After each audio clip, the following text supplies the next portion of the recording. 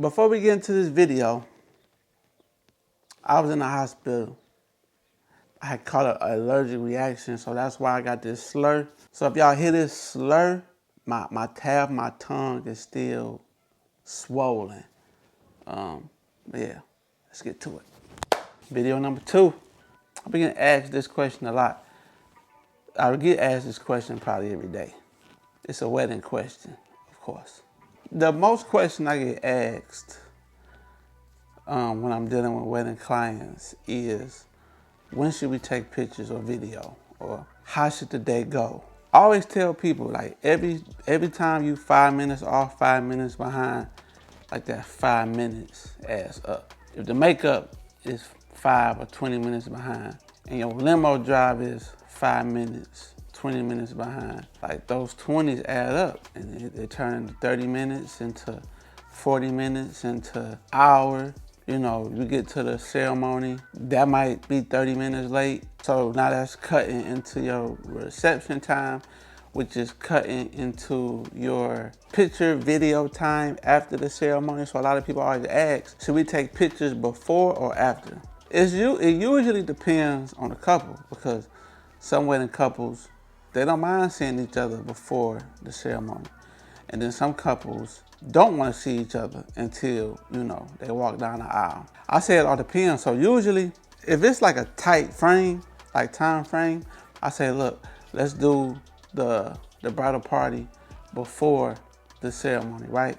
So after the ceremony, we can cut that time in half. So all we gotta do is take one big bridal party with everybody, with the families, and then we could take the bride and groom and go off to where we need to go off. That way the bridal party and the groomsmen can go off, go to cocktail hour, chill out, and then the bride and groom can have, their long pictures if they don't mind seeing each other before. Now, if they don't want to see each other before, it's cool. Now we gotta make sure we cross our T's and dot our I's, because you don't want these people at your reception waiting on you for hours and hours and hours. And then when you get to the reception, you ready to turn up. But when they eat, they leave. The energy done died down. I seen that happen a lot too. Like I say, both ways can work, only if you have your timeline in order. And like if you got a good wedding planner that can make sure we get to these things and everything start on time, then we good. I've shot a lot of weddings, and we'll get back to the reception 2 hours later. And it wouldn't be all our fault. You get what I'm saying? Where they want to take pictures or video, it might be 30 minutes away, right?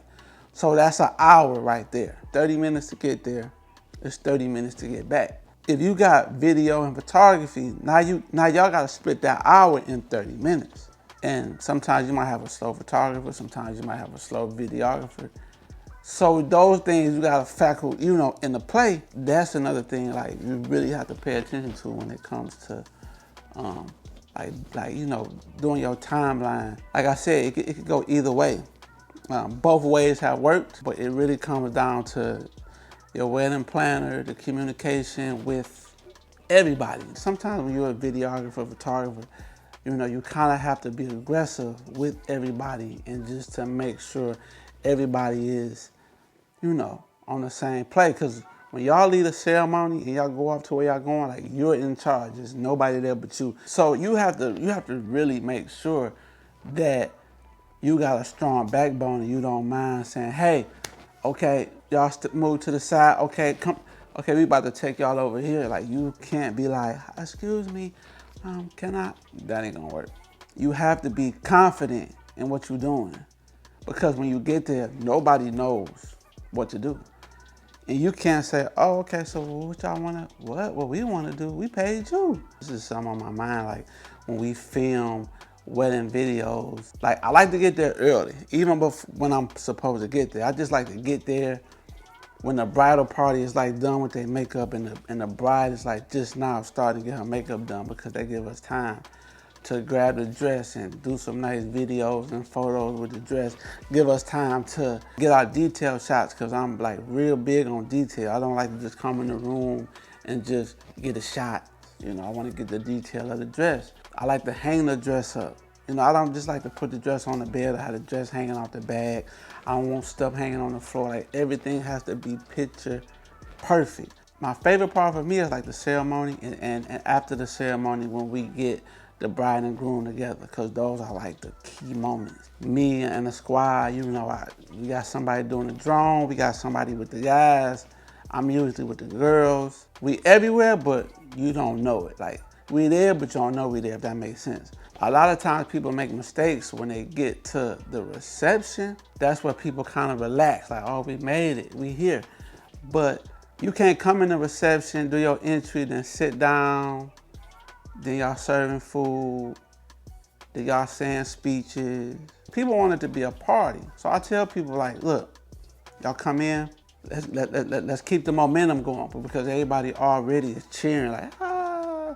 Let's do the first dance. Let's cut the cake. Let's do the daddy-daughter dance. Let's bless the food. Let the food be served. Let's do the speeches. Let's knock the speeches out. Let's do the bouquet and the girdle toss. Boom. Now let's party. Now, you know, sometimes we do a lot of AKAs and, you know, sorority. Okay, boom. The music going, let's get it going. Because people, they trying to hit the dance floor. They trying to do the hustle. They want to party. Like, it's a celebration. And some people come and it's not structured like that. And then the momentum gone and then people start leaving.